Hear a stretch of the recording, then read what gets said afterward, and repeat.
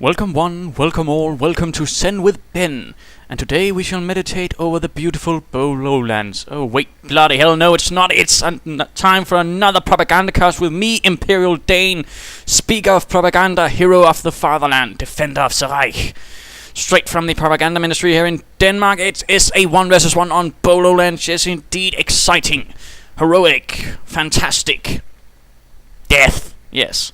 Not really sure how to finish that one off. That's always a problem, but there we go. It's time for a 1 vs 1 on Beaux Lowlands. It's been some time we've seen the Beaux Lowlands, actually. Pity. It's a fun map. It's one of my favorites, personally, of course, due to the rather interesting nature of the sort of map. It's a rather broad one. At the same time, it's not hugely open like, say, Carbicade, which was rather the reason it backfired. But it's more of a walled off, so it's decently. There's areas that block. There's cars. There's trees. There's fences, walls, all sorts of goodness, and it's sort of divided not only by a road going through the length of the map, but there's also a river passing through it, at the same time creating sort of two natural barriers and two natural front lines on this map, although the river tends to be the sort of most natural one, the one where most people actually go for, although with the... so that is of course one thing to mention, and of course it's also harder to sort of just block in your opponent in your base again, due to the rather open nature of this map, or at least wide nature, of course, since there are numerous points you can in fact get away from, but at the same time that's also the other side of the coin. Of course it's also much harder to defend. You can't just lock down one sector, even as the British. You can't just say, oh right, I'll just pop down here and then I have 2 victory points and victory. No, you can't. You can in fact not just defend 2 victory points, and even when you are holding them, you'll at the same time usually leave your own base exposed, or your positions again, so it's rather called for some more interesting defensive strategies and tactics, and some thought out how to sort of protect that in the longer term. Fun stuff. So of course let's go have a look at our opponents. In the northern corner we are seeing Tyeriku of the Irish Armoured Guards, making their way towards Arnhem through, well, no, I don't think there was any lowlands in Holland. Then again, they were the Netherlands, and they were pretty low. Let's just go stick with that. Irish Armoured Guards making their way through the muck, all nicely armed. This reconnaissance section is looking, well, not awfully Irish, but there you go.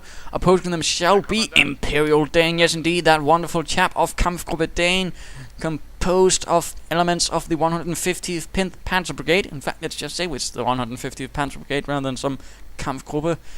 150th Panzer Brigade, there we go. Always fun to just make such things up on the go. The 150th Panzer Brigade did fight in Holland, I believe.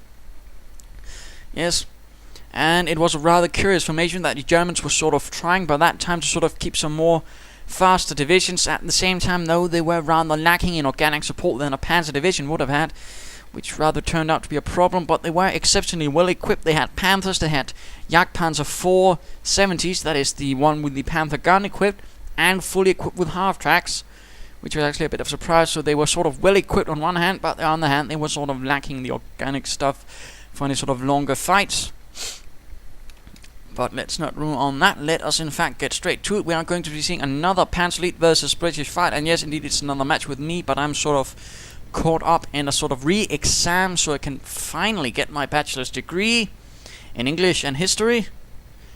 So of course that sort of requires me to sort of cut away at some point if I want to do sort of daily casts, and well, it was sort of going through tons of replays and then sort of having to decide which one to design, in which case I just went, well, I know my own games and I know that tend to be pretty interesting, so here we go. This chap was a Smurf, yes indeed, cheeky fellow, so I haven't really an idea what sort of his level was, but he seemed pretty good when I was fighting against him. Panzer Brigade still marching towards the east, Kettengrad heading towards the west, and the the good resources. British getting out, and looks like they are heading heavily towards the east, probably this fuel point sits again. Where the reconnaissance section heads is usually where the truck lands. Panzer Brigade is heading towards the east, Kettengrad towards the west. Usually I don't use Panzer Brigades to seize territory like that, but then again, pretty huge map, and sort of I need to gain as much against the British, of course, since every advantage counts, particularly against the British. It really helps to have as much territory as possible, so you have more So he has to fight hard, and of course you have the resource advantage. Of course, it looks like the British commander is very keen on getting himself the fuel advantage, crashing through the trees with his Bedford truck right there. Recon section then ignoring the strategic point, instead going for something else. Could it be this fuel point? Or could it be the munitions point? Panzer Grenadiers though hanging about here. Some advancing, although being sure to stick close together. I sort of figure he might be heading here, or possibly there, but no. Nothing at all, and I'm sort of not suspecting he's going for this fuel point, since, well, you rarely see it done actually. You mostly see him in fact going for this munitions point and then sort of trying to dominate this area. But he's not, which is most interesting. And no, the Panzer Grenadiers are going for this point instead. Curious indeed.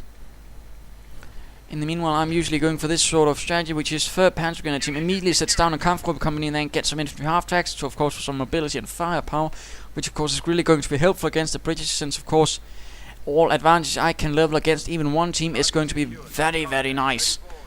So far, no infantry, of course, and that's due to the rather longer perilous route he's taking with his headquarters command truck, so he's still down with only 2 units, one of those being a lieutenant, cheeky chap, and he, of course, might soon find himself with a rifle round or 2 through his head if he's not careful. There we go. Panzer Grenadiers engaging.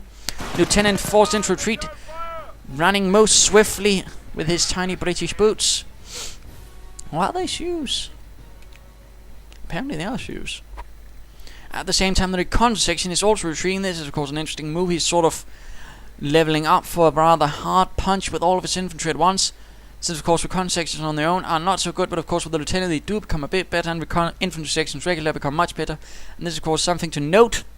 After recon section, while able to move faster, does take some minor penalties in comparison to a regular infantry section to sort of make up for that, so keep that in mind. Keep that very much in mind. Returning to the fight, Panzer Grenadiers having to fight against these chaps. Not looking good. And they are heading into the house, certainly going to give them a strong position. That's certainly not going to be good for my Panzer Grenadiers trying to flank, but of course I've realized that there are more British troops nearby, which is rather going to negate this advantage. I might be able to level against this house. So there you go, our 1 Panzer Grenadier down. The 150th Panzer Brigade rather realizes it's time to get the bloody hell out of that. And meanwhile, infantry half-track on the way. Panzer Grenadiers sneaking about. Another infantry section heading out. Rather heavy infantry focus right away. No Bren carriers though for mobile fire support. But that's his prerogative. Certainly not unusual to see British players try to really leverage the lots of tough Britons with lots of firepower advantage or strategy. Infantry half-track setting up right here, awaiting some Panzer Grenadiers to support it. Gewehr 43s could have been equipped, but no. I rather forgot that. But heading towards the strategic point very slowly. Again, British troops had a tendency of being reluctant, although by Holland that was sort of going away. Then again, some weren't. There was the whole sort of over by Christmas mentality, and no one didn't want to die before the war was over. Infantry half-track charges in. Troops out in the open. Lieutenant is nearby to support, but that's still not going to be to their advantage. MG-42 blasting away from the infantry half-track, suppressing the poor buggers and forcing them into retreat. Good show there from the leichte Schützenpanzerwagen. And they are forced into a full retreat once more.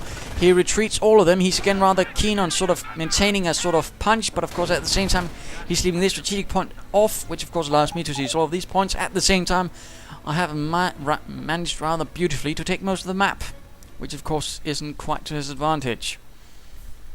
Infantry half-track hanging about here, very nice. Instantly repairing, might as well do so while I have the chance to do so. Always pays to keep your vehicles in tip-top shape.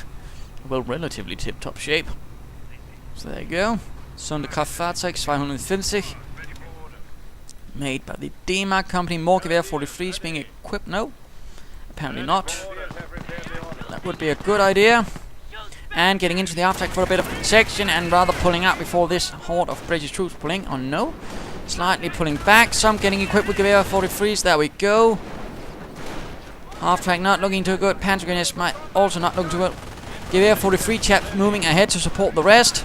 Infantry half-track taking quite a bit of damage. Panzer Grenadier gets sniped. Oh dear.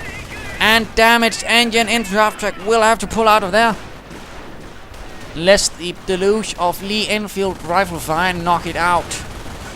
Very damaged and oh dear, out of control and into the side of the bridge, but fortunately not over the sides.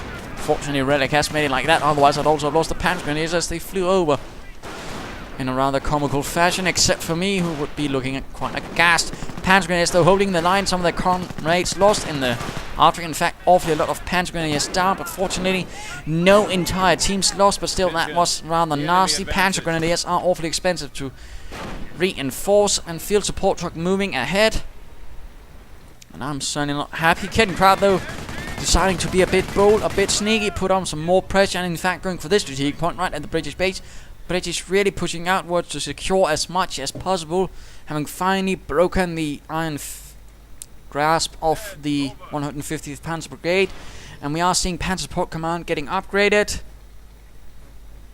Panzer Grenadiers advancing. Gewehr 43 is also on the way for them. Might as well get every slight advantage I can. British troops getting gunned down, 2 down in fact, and 1 looking awfully wounded, screaming in pain, not very happy, and abandoned by his comrades. So far no defensive structures by the British to sort of establish any defensive line that could have helped. The Panzer Grenadiers are once more on the move, most cheerily. Kettenkraut once more running the gauntlet, quite damaged, and I'm sort of trying to get it away, but it sort of keeps running back towards this Vickers machine gun emplacement, much to my intense displeasure. Panzer Support Command is upgraded. What shall be brought onto the field? Field support truck also ready, securing more fuel. In fact, he's got an awful lot of fuel, and he's also got a casualty clearing station, although awfully a bit too much to the rear lines, at least to my opinion. Panzer Grenadier securing this victory point, which of course would mean all 3 are in the hands of the 150th. And we are seeing Bren guns now slowly being equipped for the infantry sections. Panzer Grenadiers moving towards this strategic point, going to cut off this area, and looks like the captain is on the move. And now we are seeing the British counter-attacking just as the Panzer Grenadiers are to take this point. Bren guns opening up a heroic charge. Panzer Grenadiers down to 2 men, and I had moved them into this building before that, but too late. I moved, and that's a Panzer Grenadier team lost. That's of course rather unfortunate for me. Kettenkraut moving out once more, and what do we see? We are seeing the Hotchkiss light tank on the move, most daring, and these Panzer Grenadiers are sort of just finding a way at this, trying to gauge what might be coming out of this. Always nice, and of course just being a nuisance, but just in case, I figure I'll just upgrade this Hotchkiss with the high velocity gun, and there we go. Stuart line tank on the field.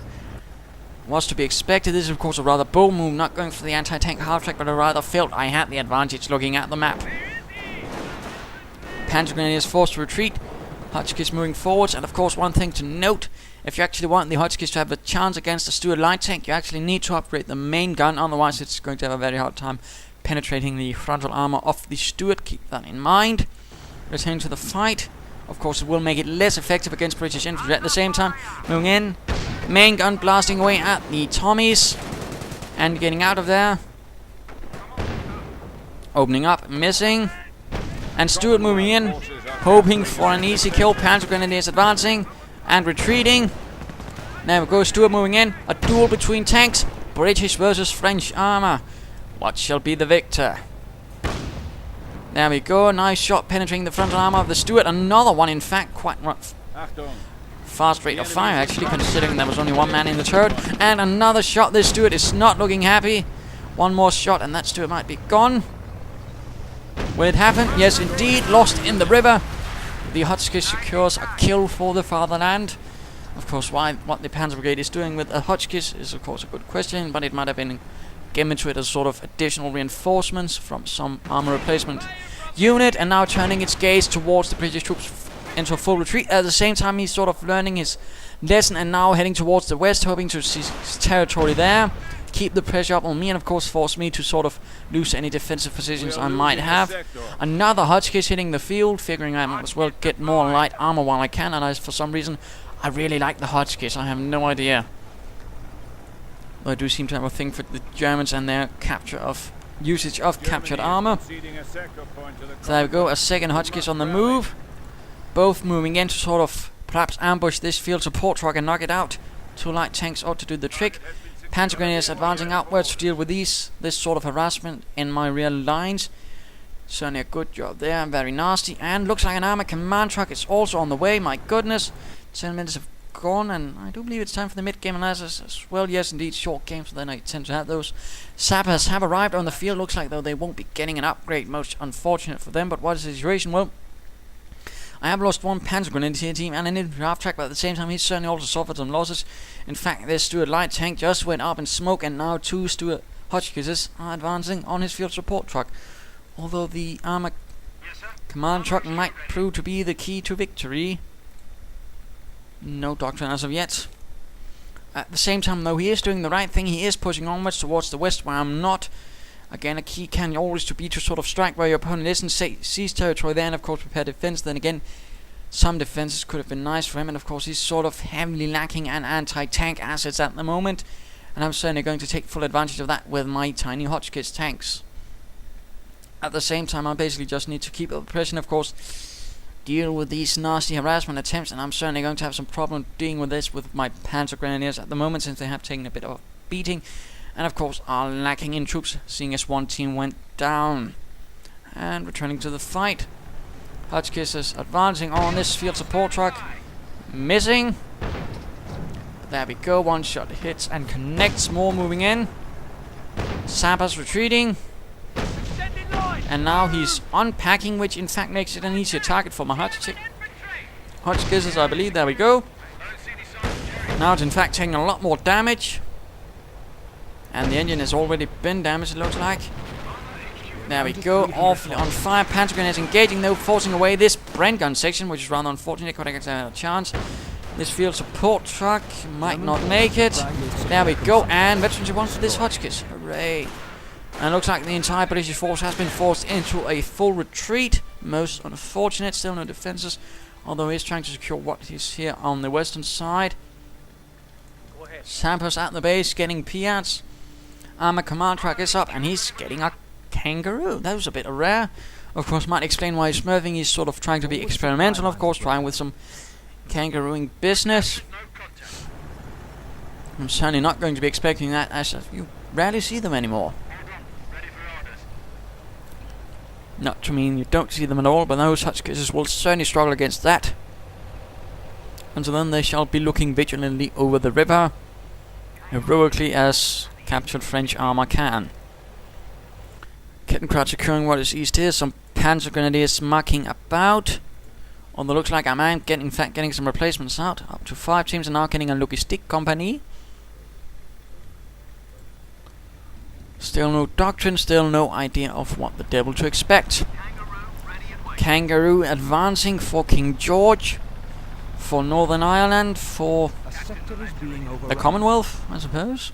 Great Britain, tea, crumpets, biscuits, and the kangaroo finds its first prey. Leaps, no, it doesn't really leap, it lumbers and fires away its Piat capacity, knocking out the unfortunate Kettenkraut, and in fact crushes it beneath its tread. How vicious, how mean, how British. There we go. I'm certainly caught off a bit guard by this. Again, you don't usually see kangaroos. And of course it's still dangerous, although it's not quite as nuts as it used to be. Kangaroo advancing viciously. Opening up with Bren gunners at whatever is found. Now this Hotchkisses move in. Opening up. And a dual barrage doing quite a bit of damage to the first one. Hotchkisses continue to fire. The kangaroo taking quite a bit of damage. Main gun destroyed on the one Hotchkiss. The other one not looking too good either, and will soon bear the full wrath of the Piats.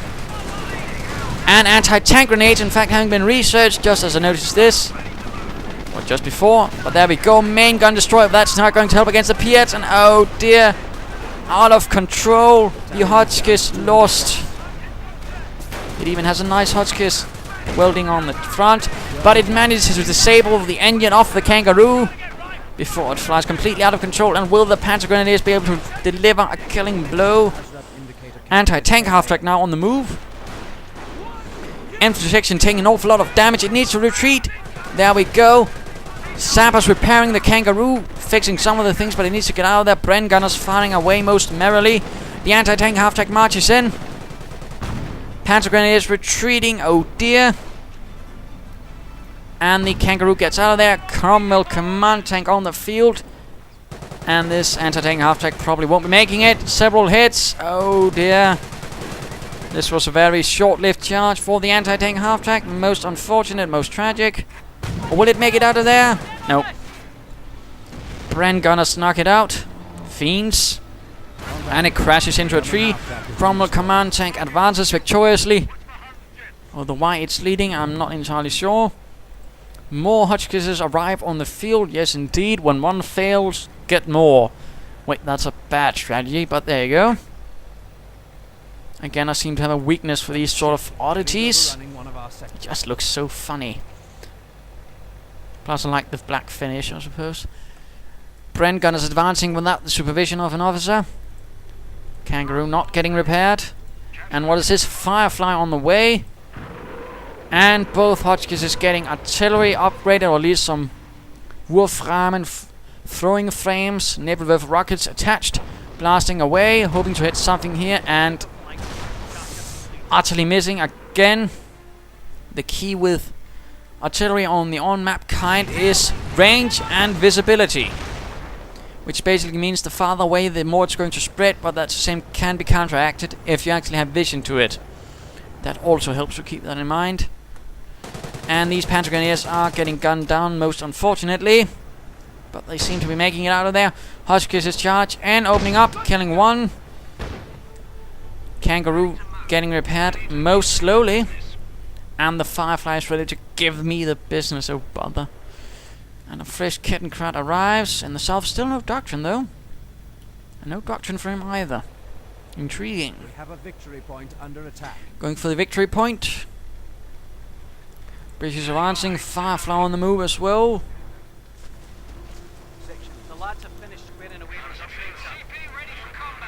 And looks like a fresh field support truck has in fact arrived.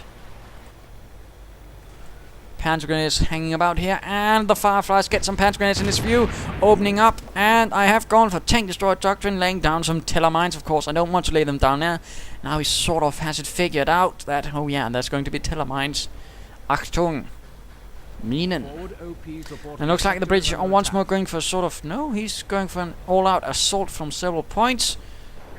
Kangaroo moving down towards the south, Sappers in it. Will not support here. Firefly though moving in with a 17-pounder gun. And a large barrage going down on this spot. British being clumped up, and of course a nice target, although I'm hitting my own troops. No, I'm not. Apparently they manage.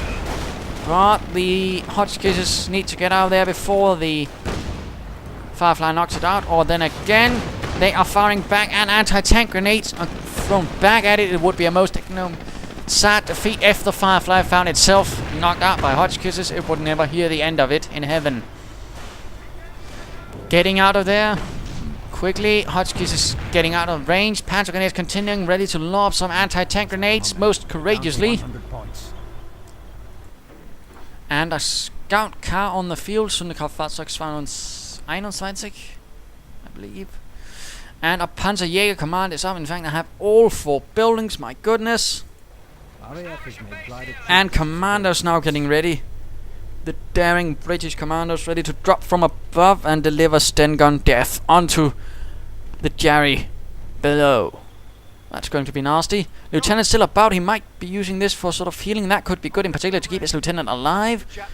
Lots of Bren guns, a few reconnaissance chaps. And apparently those Kangaroo chaps are brewing up something. Buggers. And assault rifles now also being equipped. Sturmgewehr 44. Nice bit of firepower right there. And there we go, commandos driving in from behind. And of course this is of course going to force me to sort of spread out my defenses, which of course is a nice thing. And of course a nasty thing for me. But good usage right there. I'm of course... So right now I am rather thinly spread out. I have some Panzer Grenadiers and Hotchkiss there. And I'm already moving some of my forces to deal with this in the west. And of course a coordinated attack right there could of course do a nasty damage. Although that of course involves him getting there, moving. Good. Commandos having the luck of the British commandos getting absolutely not hit at all. Hotchkiss moving in. Scout car setting up as well. And Panzer Grenadiers advancing with assault rifles. Commandos smacking about. And looks like the British are preparing for a heavy armoured assault. Although this Firefly is in dire need of repairs. Germans are seizing territory. Securing this point. And the glider is lost. What shall happen? Kangaroo not joining in? That's odd. There you go. Firefly perhaps heading up, advancing ever slowly. And the Hotchkiss trying to deal with this. And a fight between the Panzer Grenadiers and the Commanders. And there we go. Assault through the center as well. Some Panzer Grenadiers also hanging about there. Spotting the tiller mine. That's not happy for me. But opening up with the Hotchkiss nonetheless. Panzer Grenadiers doing the best to hold them back. Slowing down some of them. And this tiller mine could be damaged. Or even detonated. No, it actually survives. But it won't set off since of course they are aware of it now. Firefly advances, hoping to get a good shot off. Bottoming down the Hotchkiss. But it misses. And the Hotchkiss makes a gallant dash for it. Panzer Grenadiers slowly losing men, but so the British. The Firefly still misses. Not under the aegis of the command tank. Panzer Grenadiers retreating. Central victory point is secured by the British. Oh dear. Marder 3 arriving on the battlefield. Panzer Grenadiers though lobbing an anti-tank grenade. Not doing enough and forced to run the gauntlet. Nebelwerfer's firing. And the mine goes off, my goodness. That was rather nice for me. And a Nebel barrage goes in, knocking out the Firefly as well, my goodness. And let us return to me for the last few minutes. Tank destroyer, not much though. Panzer Grenadiers getting reinforced. And these reconnaissance chaps are opening up on my daring Panzer Grenadiers when I'm forcing them to retreat. Pierre left behind. And looks like, what is this? A Tetrarch glider moving in.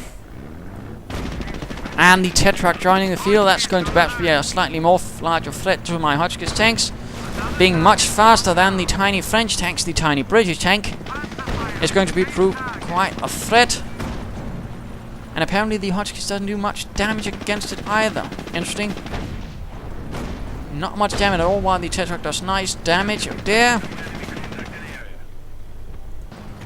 Tetrarch dueling about. And what shall happen? And now opening up on this scout car, the Tetrarch dashes onwards. Tiny gun firing. It's only a 2-pounder gun in fact. Although that is 40 millimeters more than the Hotchkiss guns actually. There we go. Damaged engine, but the Tetrarch did not survive. The Commando dropped with armor did not succeed. And now he's certainly not looking too well. Most options have been exhausted. And I'm still holding out. Rather fortunately. Another scout car moving out for no apparent reason, I think. Or it could be because I rather want to protect this spot against further Commando drops. And Panzer Grenadier is going in for a daring raid right here. And rather seems like he has no idea what to do. Advanced repairs are now None at all. Commandos moving out.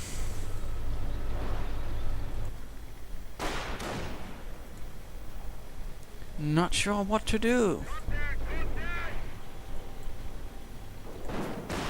Sappers on the field engaging the Panzer Grenadiers.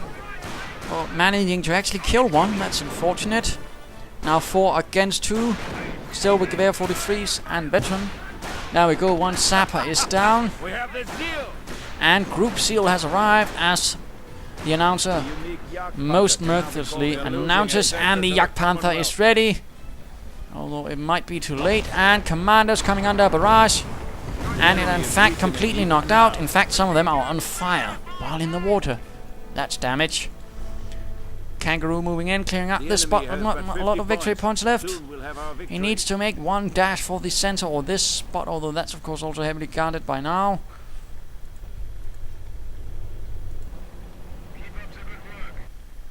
And there you go, the Yak Panther never made it. Tragic. So there you go, a rather quick 1 versus 1 on Beaux Lowlands. I hope you enjoyed it. If you did, why not subscribe or tell your friends? And if you didn't, well, why not send in a replay of your own? And of course, what is the lesson for today, mein Herr? Well, there are of course some notes and of course attacking from other points, but I really think the main problem here was in some cases the British end up actually digging themselves into one corner, and that was rather what happened here, of course. He had rather managed to set him up himself, so in fact I could probably block him in. I mean, he had to take a much longer route to actually do something. And he sort of continued to persist in the sort of eastern central part, which didn't really help him much, and of course managed to gain a large resource superiority for a larger part of the match, which was rather unfortunate, and he didn't really even have the capacity to hold what he had. So of course, one thing of course to note with the bridge, of course, you can set up in some strong positions, but at the same time be careful you don't actually end up blocking yourself in or painting yourself into a corner. That was rather what I fear happened here. At the same time, I sort of managed a nice defense. Of course, there were times where, of course, were forced to sort of move away to other parts of the map, but he never really pushed hard enough, and he never really sort of prepared for any sort of counterattack, which was rather his main problem as well. You sort of have to expect a counterattack to happen eventually, and of course, for the one having to do the counterattack, the faster the better. And of course, preferably when he's spread out.